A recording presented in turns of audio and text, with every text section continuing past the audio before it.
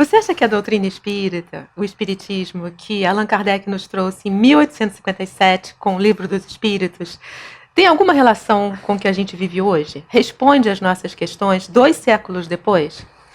Olha, responde sim. Sabe por quê? Porque a doutrina espírita não fala sobre regras, ela fala sobre princípios. Princípios que são fundamentados em leis morais que são eternas.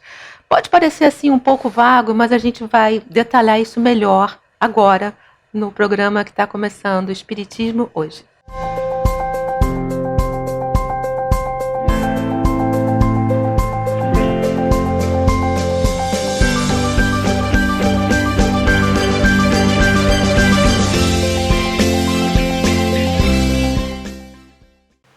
O nosso programa de hoje é sobre o jovem na transição planetária.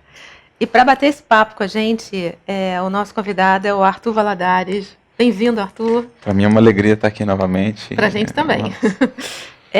Eu tô aqui, a gente está na Mocidade do Centro Espírita Leon Denis e eu estou com essas duas meninas, com a Ana, com a Nicole e com esse rapaz, o Diego, 17, 15 e 20. Então, eu vou apresentar a vocês o Arthur. O Arthur ele é expositor espírita do Centro Obreiros do Bem e é coordenador do Núcleo de Estudos e Pesquisa do Evangelho, UNEP, Paulo de Tarso, em São Carlos. Bom, eu vou começar lendo um trecho da Gênese para dar o ponto de partida ao nosso programa. É o seguinte: a nova geração, devendo fundar a era do progresso moral, distingue-se por uma inteligência e uma razão geralmente precoces, ajuntadas ao sentimento inato do bem e de crenças espirituais, o que é sinal indubitável de um certo grau de adiantamento anterior. Não será nunca composta exclusivamente de espíritos eminentemente superiores, mas do que, tendo já progredido, estão dispostos a assimilar todas as ideias progressivas aptas a secundar o movimento regenerador.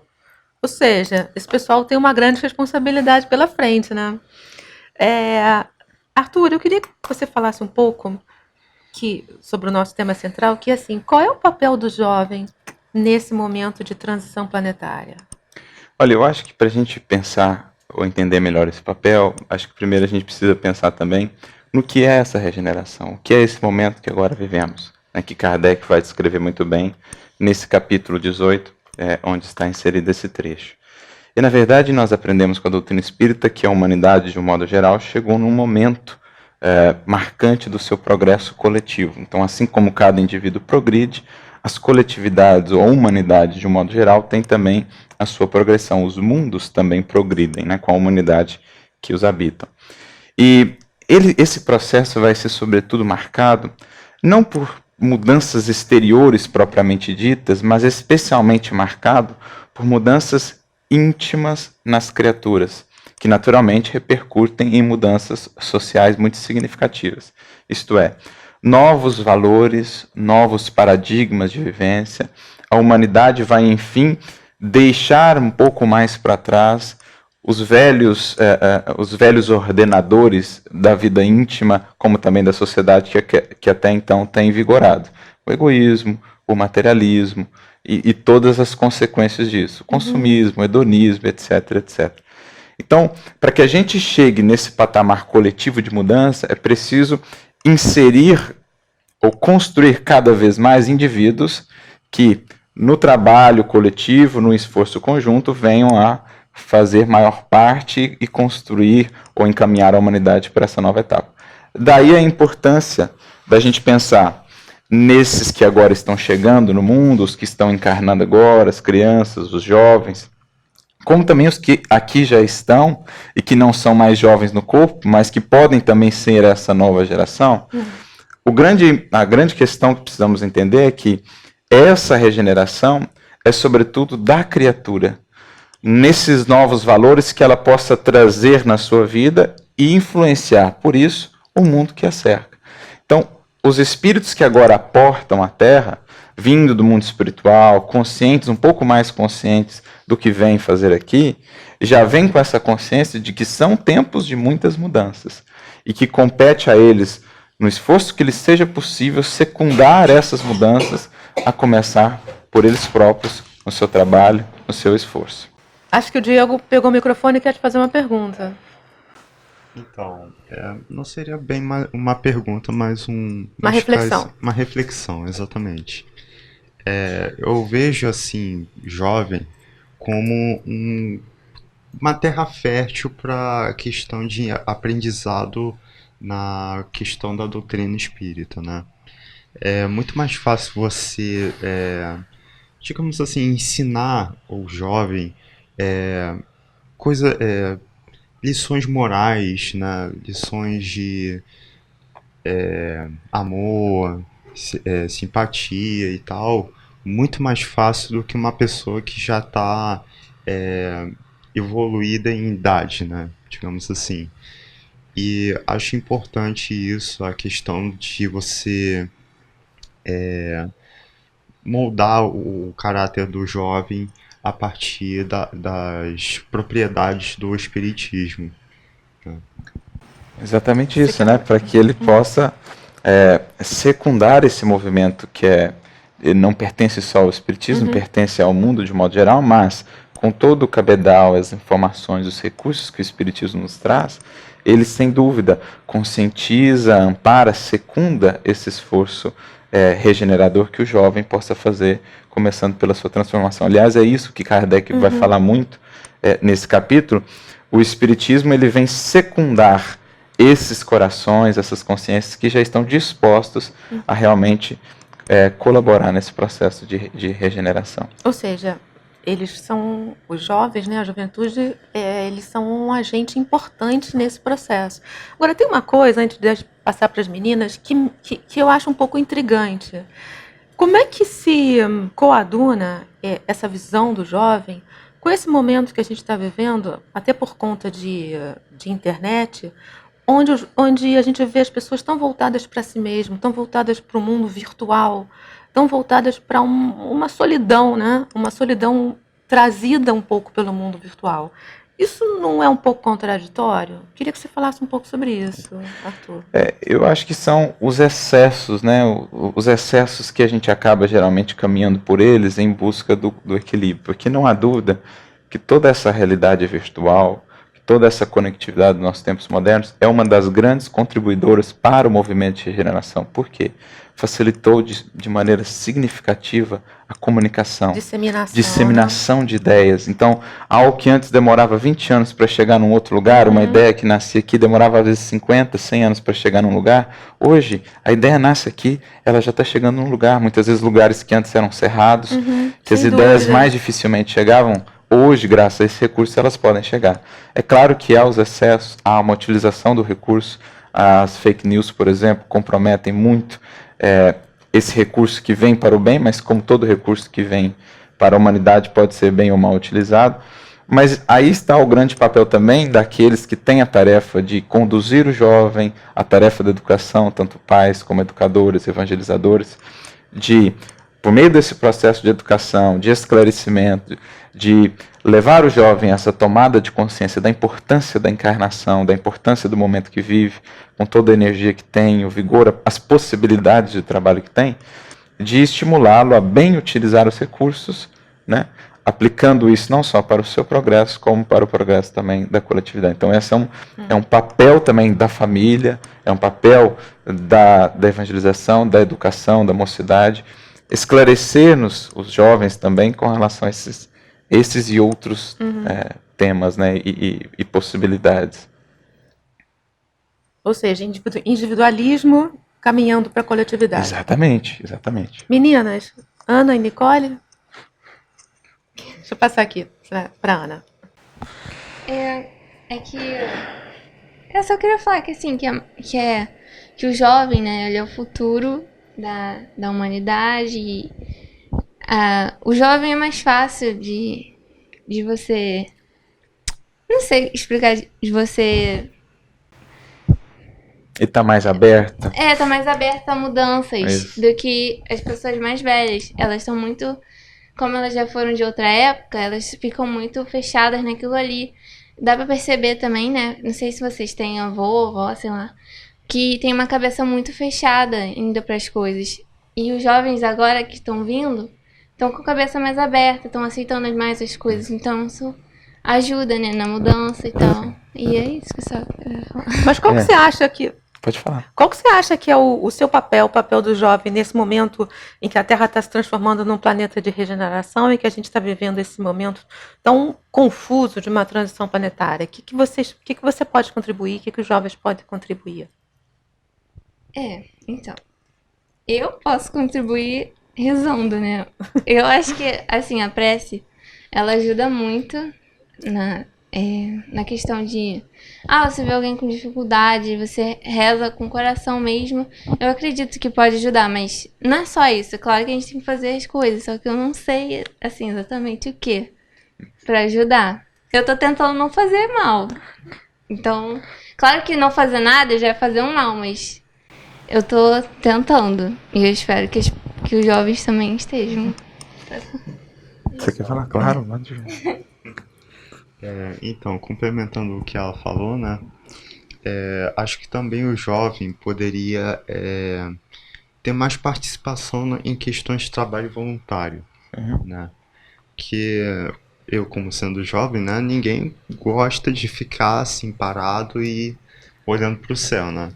Então, acho importante assim estimular o jovem a trabalhar em questão não de dinheiro ou qualquer outra coisa, mas sim em questão de amor, saber dar uma coisa assim, esperar nada de retribuição, né? Somente o amor, o agradecimento da pessoa que você está dando ali um alimento, uma ação solidária, né? Justamente para o jovem começar a compreender que certas coisas você não precisa, por exemplo, dar dinheiro tal para receber amor, né?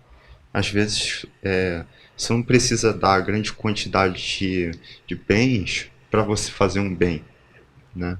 Às vezes só com a sua humildade, só com a sua palavra, só com o que você tem, que pode ser um pouco supérfluo, que você pode distribuir para um irmão que está em necessidade, né? Seja uma coisa pequena, né? Mas que faz, de uma certa forma, uma grande mudança para aquela pessoa que necessita. Quer contribuir um pouco com essas ponderações Não, dele, sim, Arthur? eu acho que na verdade é isso. A grande contribuição do jovem à regeneração é com a sua própria vida, né? Trazendo na sua vida esses novos valores de mais despojamento, de mais investimento no amor, no bem, colocar as coisas espirituais, como Kardec disse, o jovem, essa nova geração, a sua característica será essa busca pelas questões espirituais. Então, eu acho que essa é a grande contribuição, é transformar também o entusiasmo que muitas vezes vibra na alma juvenil também em resultados concretos, no trabalho, na ação. Porque eu me recordo de uma comparação que Jesus fará no livro Boa Nova. A nossa vida é como uma grande árvore. A infância são as ramagens, é a esperança. A juventude são as flores, as promessas. Mas a experiência são os frutos. E o fruto é o que realmente alimenta, é o que realmente fica. Então é transformar as flores da juventude, as promessas, os entusiasmos, os anseios de mudança, de fato em frutos, através da ação, da gentileza, da bondade, do trabalho voluntário, do trabalho na casa espírita, que é de fato trazer essa vida ou essa sociedade da manhã que a gente espera um pouquinho mais para cá, na nossa própria vida agora. O que eu queria dizer, não bem uma pergunta, mas um comentário, é que a nossa geração, por muitas vezes é chamada pelas gerações mais velhas de geração mimimi. Mas eu não gosto. eu meio que não concordo com esse termo, porque eu acredito que a nossa geração, ela tem mais gente interessada na mudança. A gente é chamada assim porque a gente não aceita mais certos pensamentos antiquados e preconceituosos. E eu acho que uma grande vantagem que a gente tem, claro, nós temos muitos defeitos, mas uma grande vantagem que a gente tem é que a gente sabe ouvir mais os outros, porque a gente tem mais medo de machucar, de falar alguma coisa errada. Mas eu também acho que a gente deveria ter mais paciência com as pessoas mais velhas. Isso é importantíssimo. Porque é uma geração diferente, tem uma certa forma de pensar diferente. Então, mas às vezes a gente quer tentar mudar a cabeça do outro e ele não tá afim de mudar. Então a gente tem que perceber qual é o limite da coisa. E muitas vezes, inclusive, eu às vezes passo dos limites e não percebe que tá extrapolando um pouco.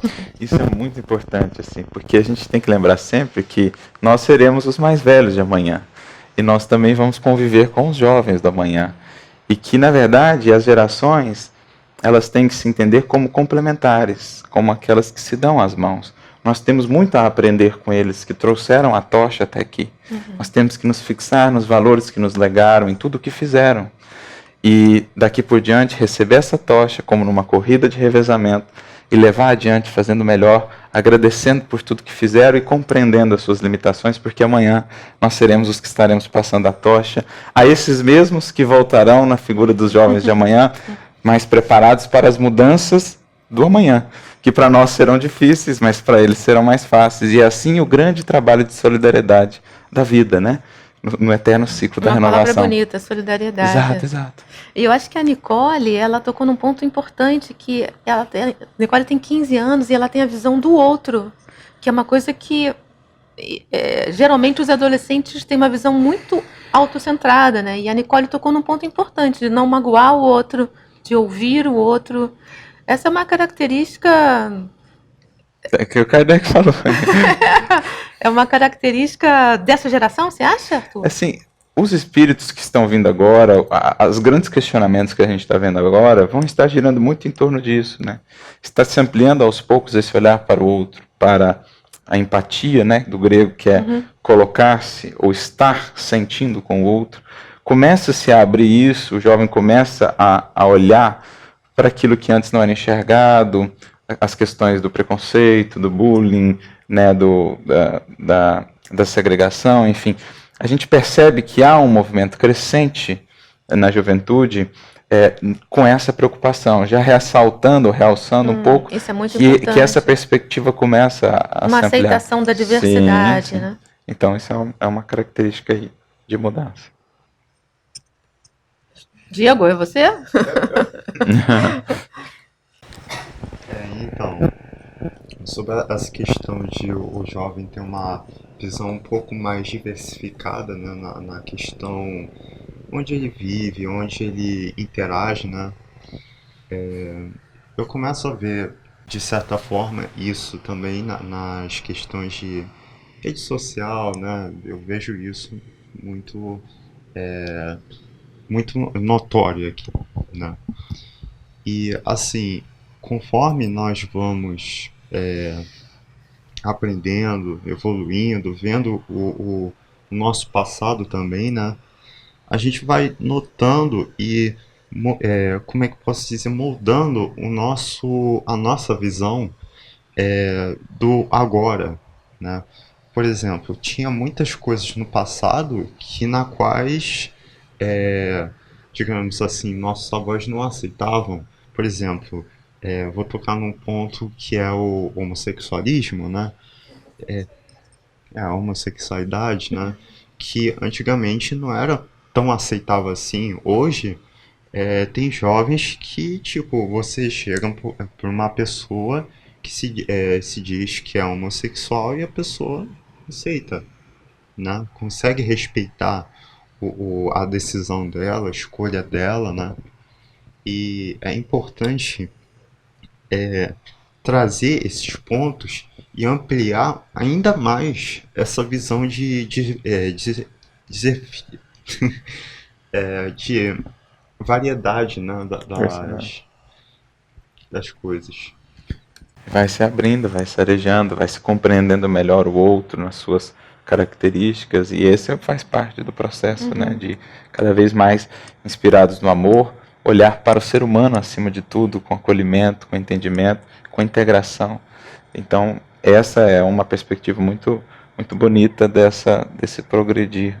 E os jovens têm o papel de sempre fecundar ou de abrir esses caminhos, né?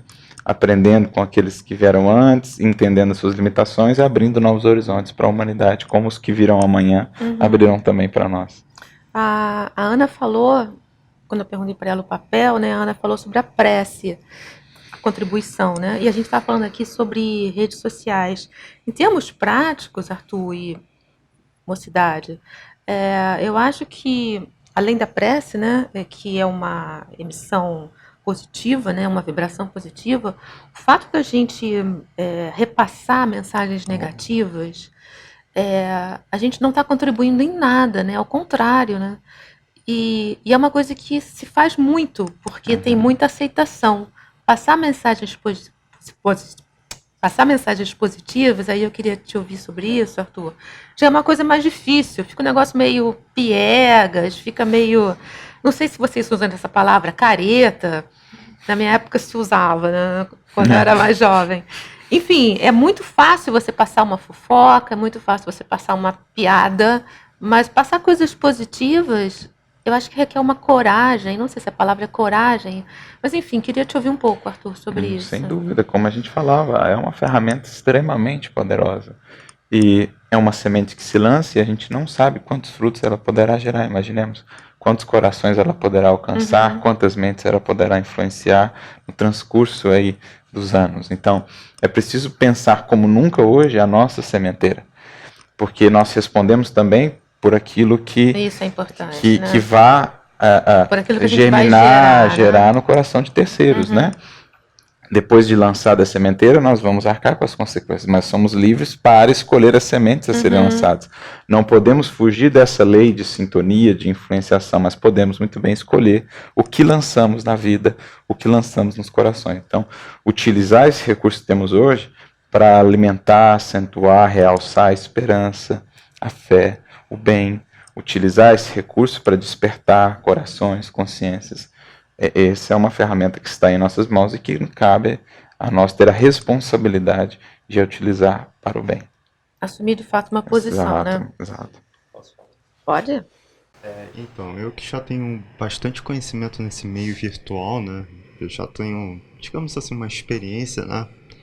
Eu posso certificar que é muito difícil você transmitir uma palavra boa nesse meio virtual. Porque, primeiro que esse meio virtual, você não tem muita consequência do que você fala. Não é como você chegar para uma pessoa, falar uma coisa assim, ruim que a pessoa não gosta de ouvir, né? E a pessoa, tipo, reclamar com você, ou até mesmo brigar com você, fisicamente ou não, né? Sobre o que você falou. No meio virtual, é um pouco diferente. Você tem meio que uma barreira, né? Às vezes a pessoa chega falando, digamos assim, baboseira, né? E tal, ela não se sente tão culpada pelo que ela falou. Porque naquele meio ali é livre, você pode falar o que você quiser, não tem consequência, né? Porém, a gente tem que pensar que, mesmo nesse meio livre, a gente tem que colocar pelo menos a nossa parte de mandar uma mensagem boa. Pelo menos uma mensagem positiva que possa, sei lá, uma pessoa que está do outro lado da tela, leia e se sinta bem, né? Não custa nada você mandar uma simples mensagem para alguém e a pessoa do outro lado da tela se sentir bem por causa disso, né? Então vale muito do costume nosso querer modificar disso, né? Querer transformar não só aqui a nossa vida física, né? Mas também a nossa vida virtual. A gente transformar aqui e lá, né? E só assim a gente vai propagando esse amor e tal, e que vai contagiando, outras pessoas vão gostar também, vão querer contribuir com essa boa energia, né? Eu já vi algumas comunidades que realmente transmitem essa boa energia. né? É um pouco difícil de se adaptar, sim, mas quando você começa a pegar o jeito, você se sente bem também. Você começa a Esse é um ponto entender. importante, a gente se sente bem fazendo isso. Eu me lembrei de um programa que eu estava vendo e, e era uma conversa, era uma entrevista, né? Era um programa espírita e o entrevistado estava falando sobre suicídio. Então estava ponderando, falando sobre suicídio e era um programa interativo. E aí veio uma mensagem de uma pessoa dizendo assim: eu estava pensando em me suicidar. E eu rezei, orei e pedi a Deus que me ajudasse. E eu entrei no YouTube e me deparei com essa entrevista. Então, a gente não tem ideia da responsabilidade alcance. que a gente tem, né? Do alcance que a gente tem, da responsabilidade daquilo que a gente fala. É isso. Arthur, vou te deixar aqui Não, com as mensagens só finais. assim concluindo, que possamos nós, seja qual for a idade do corpo, porque não é isso que define ser a nova geração, não só a juventude no corpo, mas acima de tudo, a juventude da alma, daqueles que estão comprometidos realmente com a renovação de si mesmos e por conseguinte do mundo. Essa ou esses serão aqueles colaboradores de Jesus na construção de um novo mundo, vivendo inspirados aí pelo amor, pelo bem, pela caridade, pela fraternidade. É isso aí, gente. Nosso programa de hoje está chegando ao fim. E caso você que está nos assistindo queira que a gente vá até a sua casa espírita fazer um bate-papo como esse, a gente vai, define um tema, um entrevistado e conversamos com a mocidade. É só fazer os seus comentários aí no YouTube que a gente entra em contato. Até a próxima semana. Tchau!